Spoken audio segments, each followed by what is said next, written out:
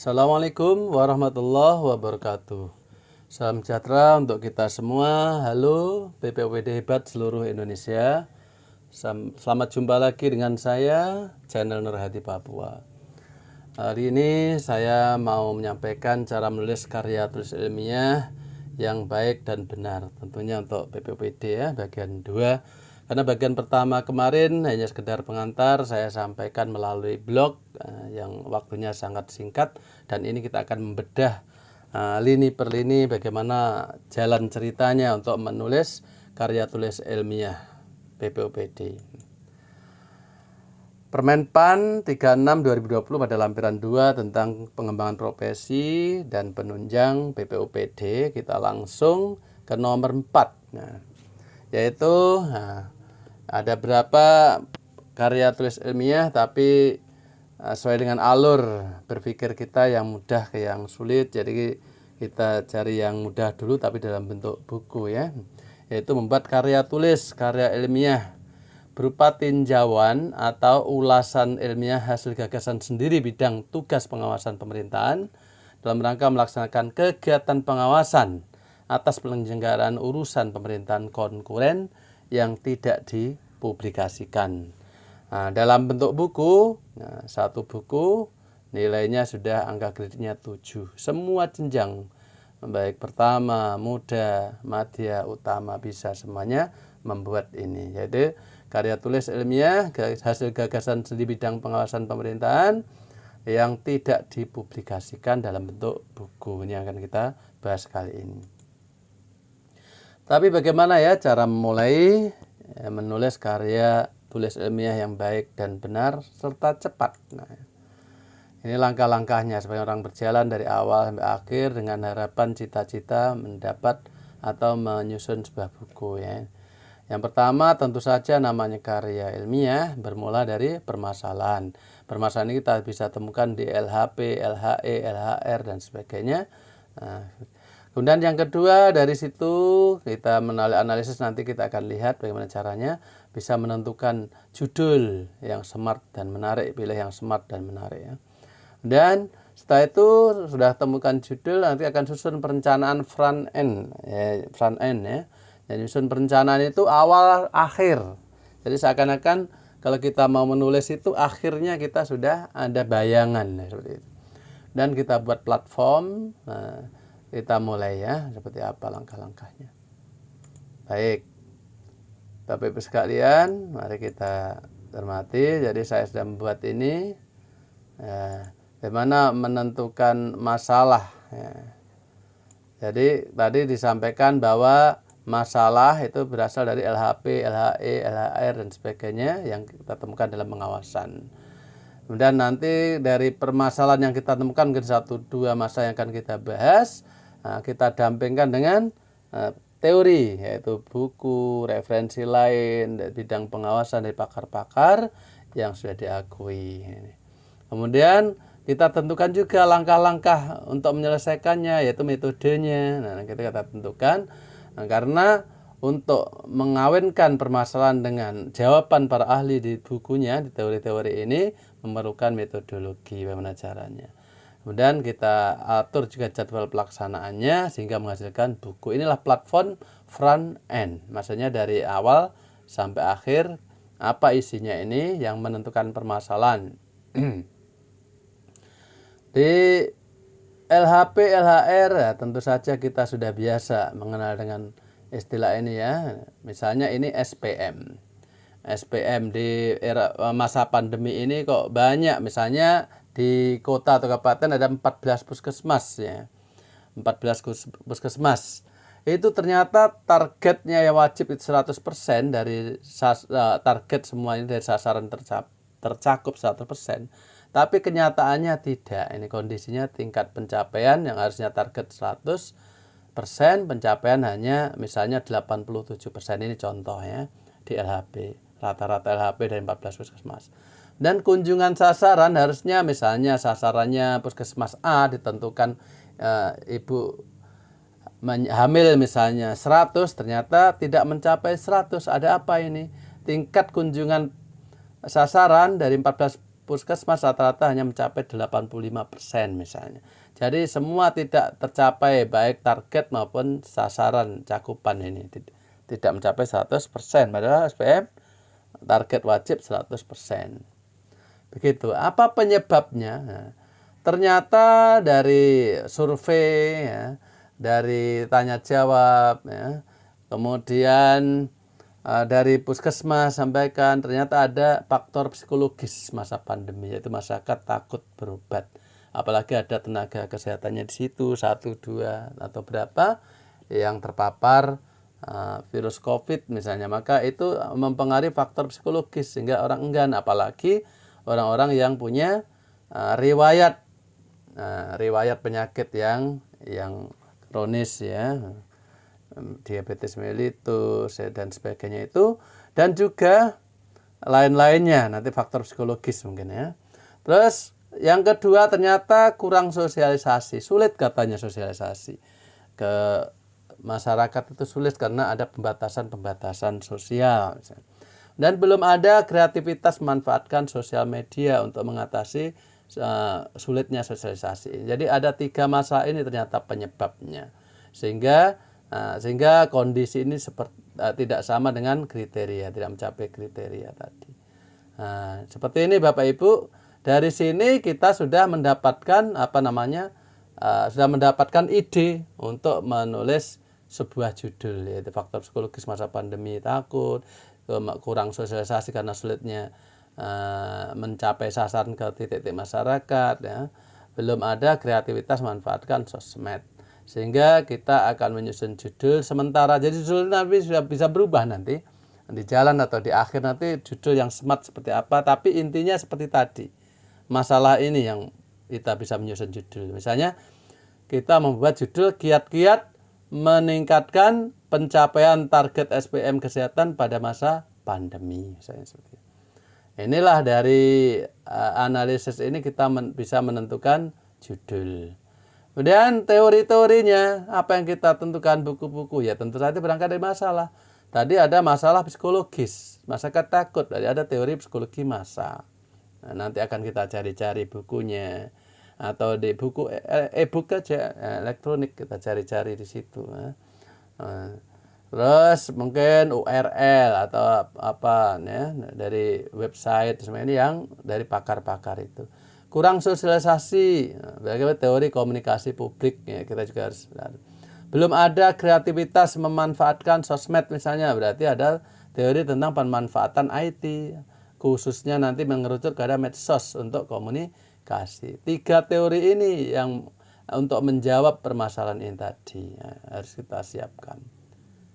Itu bagian teori. Terus metodenya bagaimana? Jadi kita sudah dapat pendahuluan, sudah landasan teori, sudah dipegang tangan ini. Oke, sekarang metodologi. Tentu saja subjek harus tentukan, ada 14 puskesmas tadi Kota Jayapura melalui Dinas Kesehatan boleh, atau hasil LHP, LHR tadi di bagian evaluasi pelaporan di inspektorat kita teliti. Dan metodenya ya deskriptif kualitatif saja ini. Dan pengungkapan masalah, nah ini dari subjek responden yang sudah ada, pengungkapan masalah. Nah, jadi teknik ambil data tadi, ya, berarti pengungkapan melalui dokumentasi, wawancara, survei tadi, ya, kepustakaan. Nah, dari ini teknik pengambilan data saat pengungkapan masalah harus disampaikan. Dan inilah analisis lampirannya, jawabannya ya. Ini uraian analisis, nanti sekaligus untuk lampirannya. Teknik analisisnya kan data kualitatifnya. Tadi subjeknya ini, kemudian datanya sudah diambil. Nah, kemudian dianalisis menjadi uraian-uraian tadi, masalah-masalah yang tadi kita bahas di bagian kiri tadi. Bagaimana caranya? Ya kita pakai teknik analisis data kualitatif Mills and Haberman ya, yaitu data collection, yaitu mengumpulkan data dulu sebanyak-banyaknya ya, yang terkait. Kemudian data selection, menyeleksi data yang terkumpul tadi tentu kita sortir, mana yang paling sesuai, mana yang kurang, dan sebagainya, kita tingkat prioritas dari apa yang untuk membahas nanti. Kemudian display data, ya, dari data yang sudah kita seleksi kita paparkan. Mungkin dengan cara jumlahnya, mungkin tingkatannya, mungkin kelompok-kelompoknya, kemudian akhirnya menjadi persentase dan sebagainya. Maka ada temuan-temuan di situ dan juga ada rekomendasi-rekomendasi, yaitu berupa gagasan bagaimana memanfaatkan sosmed tadi untuk membantu sulitnya sosialisasi ke masyarakat. Tadi mungkin jadi buat WA grupnya. Nah, di seluruh kakak di cakupan masyarakat, cakupan situ kakak-kakaknya, seperti dokter keluarga itu ada WA group. Nah, puskesmas barangkali itu perlu dicoba juga.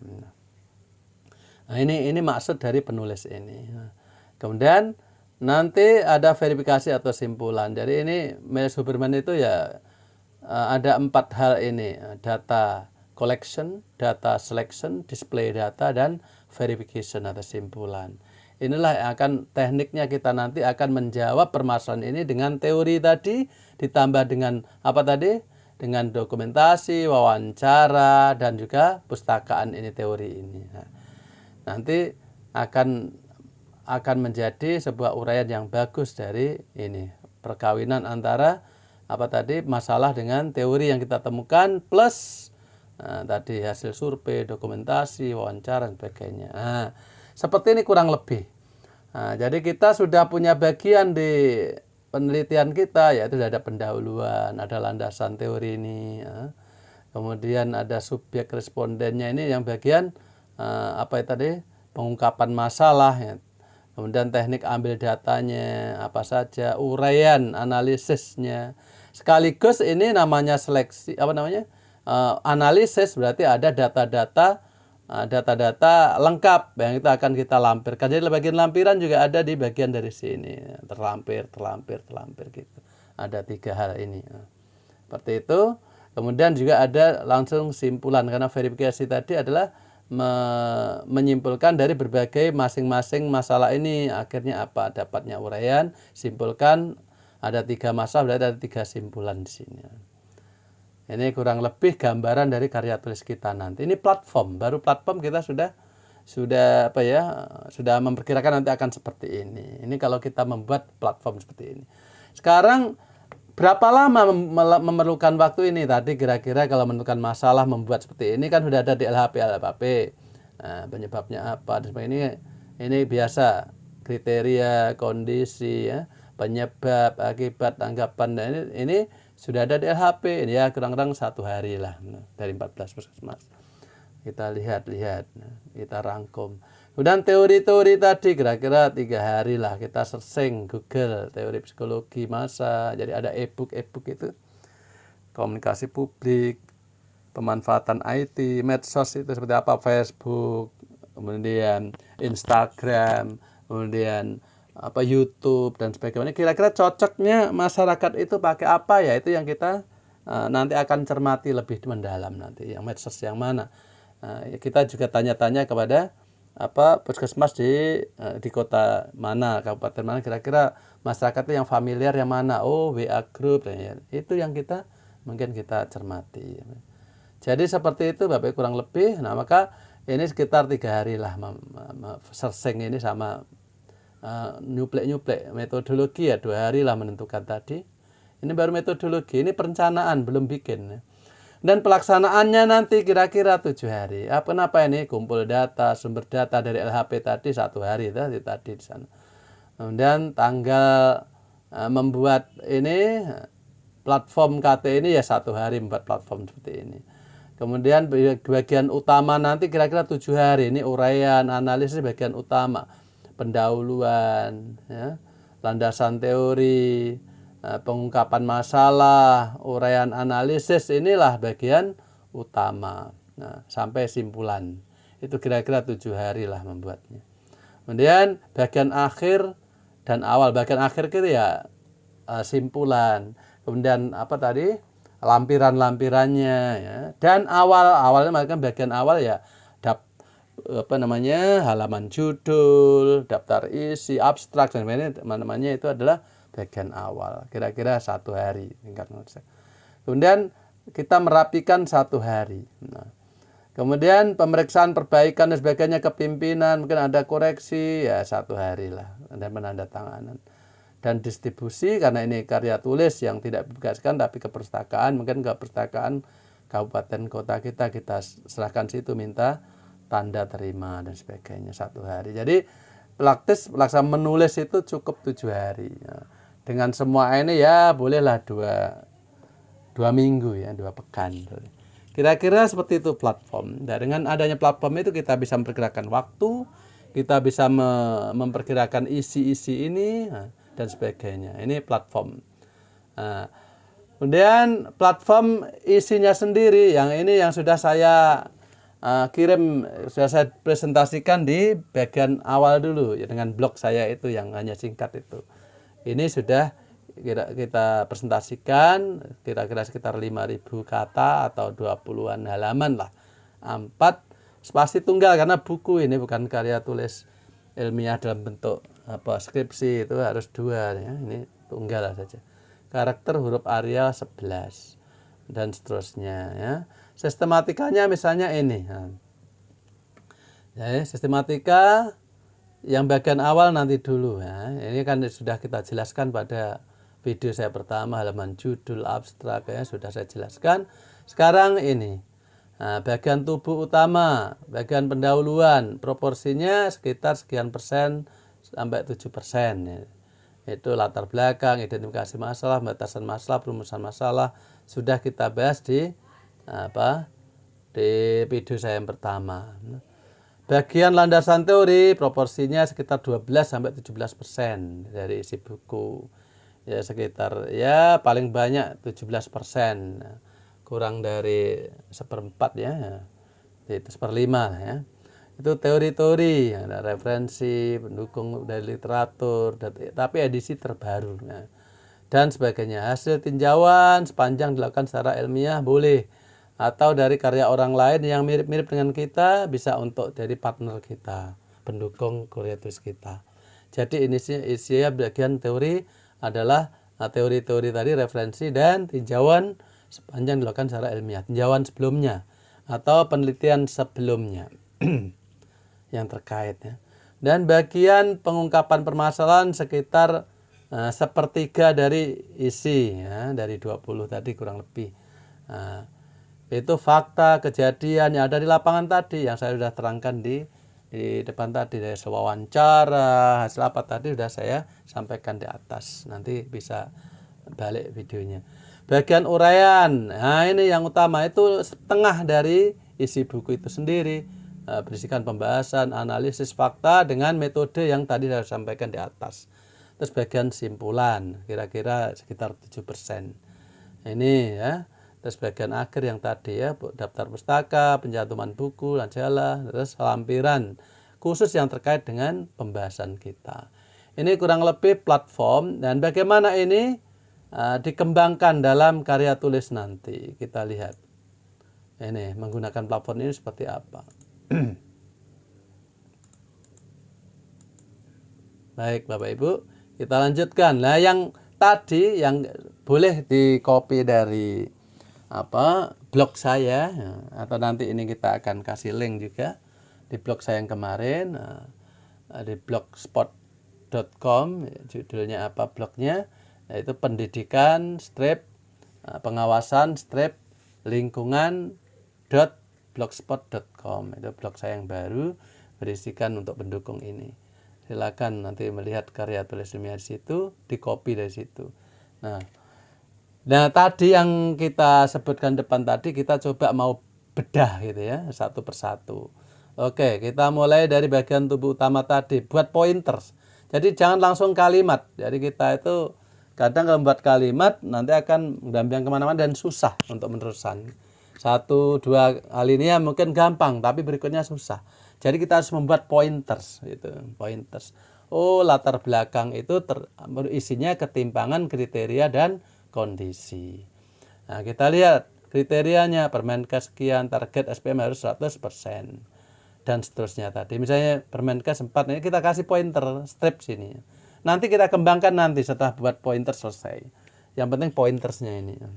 Permenkes ini sebagai kriteria. Kemudian kondisi pencapaian target SPM 14 puskesmas tahun 2020 di kota mana, rata-rata hanya sekian. Nah, sekarang penyebabnya apa itu? Ya, mungkin dari hasil wawancara terbatas dengan kepala puskesmas ya. Ternyata ada faktor-faktor penyebabnya, faktor psikologis masa pandemi, kemudian angka kunjungan 85% dari sasaran cakupan, dari faktor psikologis ini berpengaruh pada menurunnya kunjungan, angka kunjungan. Dan sosialisasi kampanye berobat sulit karena ada pembatasan. Pembatasan tutup sana sini, kumpul nggak bisa. Jadi ini menyulitkan. Kemudian belum ada cara khusus dari kita tanya, oh belum ada Pak, baru kita kadang datang ke titik sana, titik sini, oh belum ada dengan cara IT atau WA group, belum ada. Nah ini masalah yang kita tangkap, gagasan kita di sini. Belum ada cara khusus untuk sosialisasi dan ajakan masyarakat berobat ke puskesmas. Apakah sudah ada upaya Pak untuk mengatasi kurangnya kunjungan tadi? Nah, atau masa takut tadi sudah dilakukan, tapi kunjungan mendatangi warga per titik untuk sosialisasi dan pengobatan. Ini sudah ada upaya tapi hanya begini, belum memakai medsos misalnya.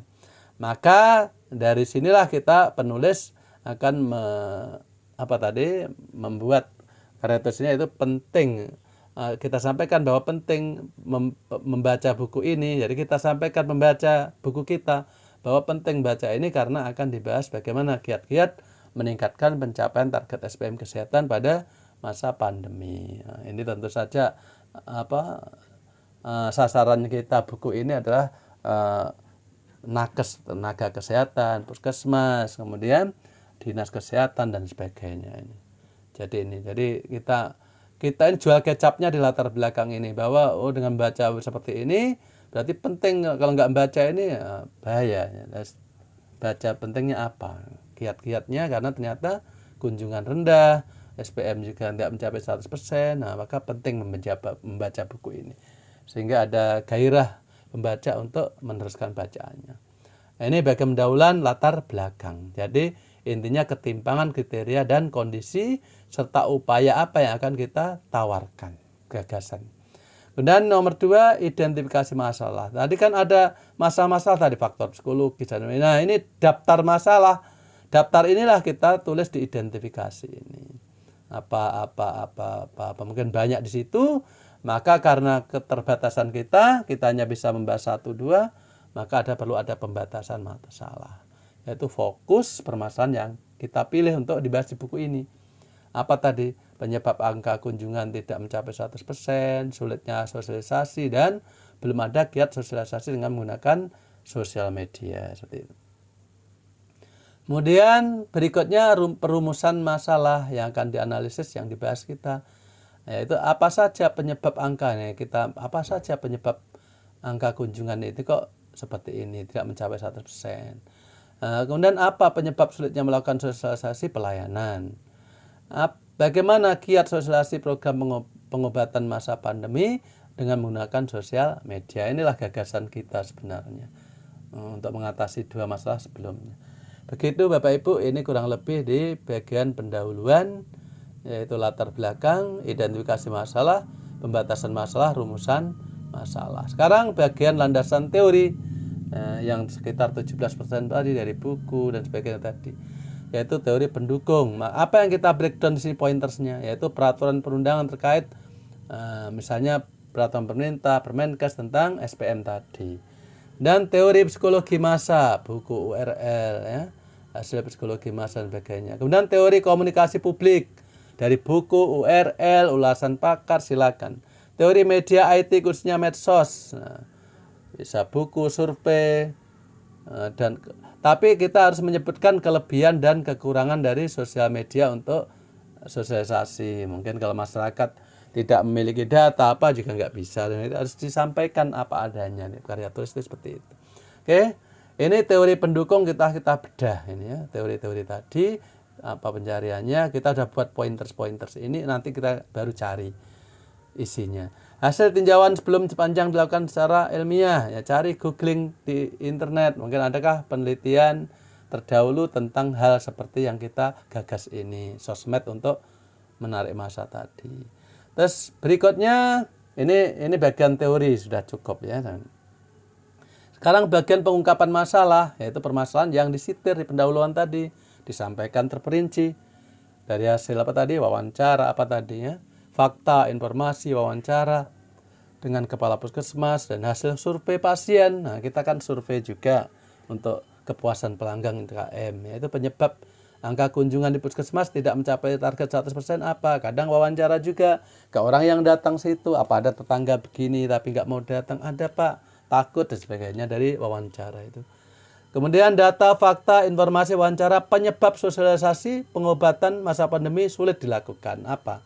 Datanya, ada jadwalnya tidak, ada informasi enggak, kendalanya di mana, kita bahas diungkapkan permasalahan di sini. Ini pengungkapan masalah. Dan belum adanya inovasi menggunakan sosmed untuk sosialisasi layanan. Nah, kita tanya juga kepada kepala puskesmas dan sebagainya, dan juga kepada masyarakat apabila melalui sosmed apa senang begini melalui WA. Yang dari pengunjung itu kita tanya waktu kita mengadakan penelitian ya, apa bisa dijangkau dengan sosmed apa misalnya WA dan sebagainya. Nah, ini adalah bagian pengungkapan. Inilah yang kemudian kita urai. Nah, semua ada di sini. Uraian, analisis, tinjauan. Namanya analisis itu separuh dari isi karya tulis sendiri. Ingat, karya tulis itu ada 5W dan H. Ini karya ilmiah ya. Ada 5W dan H. Baik. Misalnya cara mengerjakan bagian permasalahan nomor 1 ini kita kasih contoh saja. Permasalahan nomor 1 tadi apa? Tentang penyebab kunjungan puskesmas tidak mencapai 100%. Nah, berarti penyebab tingkat kunjungan di puskesmas tidak mencapai 100%. Ada penyebab, ada tingkat kunjungan, berarti ada dua variabel sini, maka kita breakdown menjadi dua bagian. Yang pertama tingkat kunjungan pasien pada masa pandemi. Nah, kita jelaskan hasil-hasil di LH, PLHE, 5W dengan 1H, langkah-langkah penelitian, analisis kualitatif, ya, sehingga pembaca dapat informasi utuh dan jelas tadi yang collecting data collecting, kemudian data selection tadi yang saya sebutkan di depan. Cara pengungkapannya seperti itu. Nah, tingkat kunjungan. Yang kedua penyebab. Nah, penyebab angka kunjungan tidak mencapai ini apa? Oh, ada tanggapan pihak puskesmas bisa uraikan. Caranya sama dengan di atas. Tanggapan pasien diuraikan. Apa wawancara, surveinya seperti apa hasil survei. Nah, ini adalah contoh ya, contoh untuk bagaimana menguraikan, meninjau ulasan ilmiah itu seperti ini. Kita perdalam dengan berbagai sumber triangulasi data, dari hasil wawancara, dari data, dari survei dan sebagainya, kita kawinkan sehingga mendapatkan suatu simpulan. Jadi tingkat kunjungan pasien pada masa pandemi rendah karena bla bla bla bla bla bla. Penyebabnya kunjungan tidak mencapai target adalah bla bla bla bla dan sebagainya. Ada simpulan-simpulan per bagian ini, maka kita akan mudah untuk mendapatkan simpulan secara umum nanti di akhir. Bagian B juga begitu, penyebab sulitnya sosialisasi pelaksanaan masa pandemi juga begitu, sosialisasi kok susah kenapa? Kita uraikan juga seperti tadi. Kiat penggunaan sosmed, nah ini kita harus uraikan betul-betul dari teori tadi ya. Nah, jadi masalah dikawinkan dengan teori sebagai inti gagasan kita dalam-dalamnya di sini ya. Kalau WA bagaimana apa kelebihan kurangan, kalau Instagram bagaimana apa kelebihan kurangan, sesuaikan dengan kondisi penduduk KK yang ada jadi cakupan dari puskesmas setempat di kota itu. Nah, jadi ini baru dari sinilah kita dapatkan simpulan. Simpulan dari mana ya? Simpulan dari ini tadi di akhir setiap bagian kan ada simpulan. A ada simpulan, B ada simpulan, C juga ada simpulan. Ternyata WA Group lebih cocok di masyarakat itu ya, karena begini-begini sudah ada wifi atau data juga mudah sebenarnya. Nah, kelebihan kekurangannya juga ada, sampaikan ada simpulan 3 ini taruh di sini. Sudah selesai. Demikian kurang lebih bagaimana cara mengembangkan platform tadi menjadi sebuah karya tulis hasil gagasan sendiri yang tidak dipublikasikan. Nanti begitu selesai tinggal di halaman bagian awal ini, halaman judulnya apa, abstraknya apa, kata pengantar, daftar isi, tinggal menyesuaikan dari halaman per halaman yang ada di isinya ini. Demikian. Oke, kurang lebih seperti itu secara singkat. Nanti silakan bisa diunduh di link di bagian komentar, biasa saya taruh. Baik Bapak Ibu, itu menggunakan platform. Baik Bapak Ibu, kurang lebih seperti itu. Terima kasih, semoga bermanfaat. Kunjungi juga blog saya http ini pendidikan garis datar pengawasan garis datar lingkungan .blogspot.com. Nanti akan kita perdalam juga di situ. Link materi nanti silakan ada bit.ly di bagian komentar ya. Kalau turun ke bawah jangan lupa unduh materinya juga, mungkin subscribe yang belum subscribe juga, lonceng yang di sebelah kanan subscribe tolong diklik dan pilih yang bagian atas semua. Ada tulisan semua, lonceng yang pertama di atas. Dan jangan lupa memberi tanggapan agar makin lama makin mantap video kita materinya. Dan silakan kalau ada permintaan-permintaan melalui komentar-komentar ini, saya biasanya membuat karya presentasi seperti ini. Demikian, mudah-mudahan bermanfaat. Assalamualaikum warahmatullahi wabarakatuh.